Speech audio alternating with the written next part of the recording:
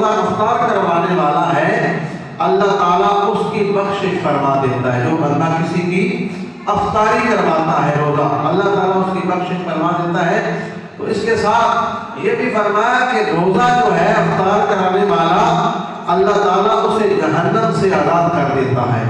اور آگے افطاری کروانے کے حوالے سے نبی پاک صلی اللہ علیہ وآلہ وسلم نے فرمایا, یعنی یہ فضیلت حضور بیان فرما رہے تھے. تو افطار کرنے والا یہ بھی نہ سمجھے کہ یہ افطاری کرانے والے کو اتنا ثواب ہے کہ میرا ہو سکتا ہے روزہ میں افطار کرنا میں میرا ثواب ادھا ہوتے چھوڑ جانا, ایسا نہیں. روزہ رکھنے والے کو ثواب اتنا ہی ملے گا جتنا اس کا ثواب ہے.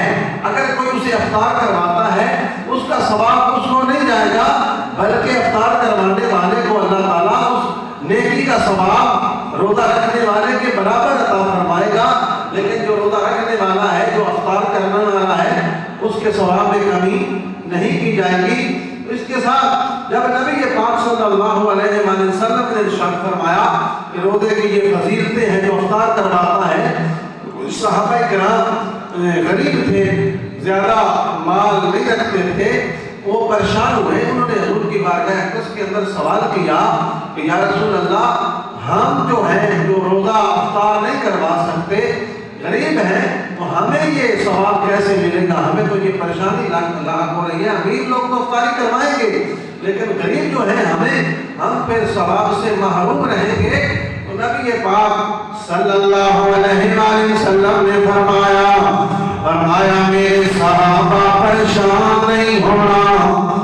جڑا بندہ ایک گھٹ پانی دے نال یا ایک گھٹ دودھ دے گھٹ نال یا ایک کھجور نال روزہ دار کو افطاری کرائے گا, میں اس روزہ رکھنے والے کے برابر انہوں ہی ثواب عطا کروں گا.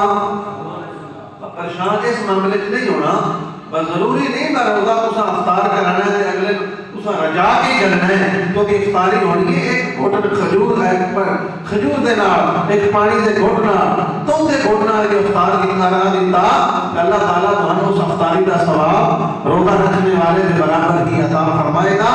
تو ناری اس حدیث کے اندر, حدیث پاک کے اندر حضور نے ارشاد فرمایا کہ جیڑا بندہ روزے دار کو کھانا رجا کے کھلاوے گا, روزے دار نو اللہ کریم اس نو حوض کوثر دا جام پلاوے گا.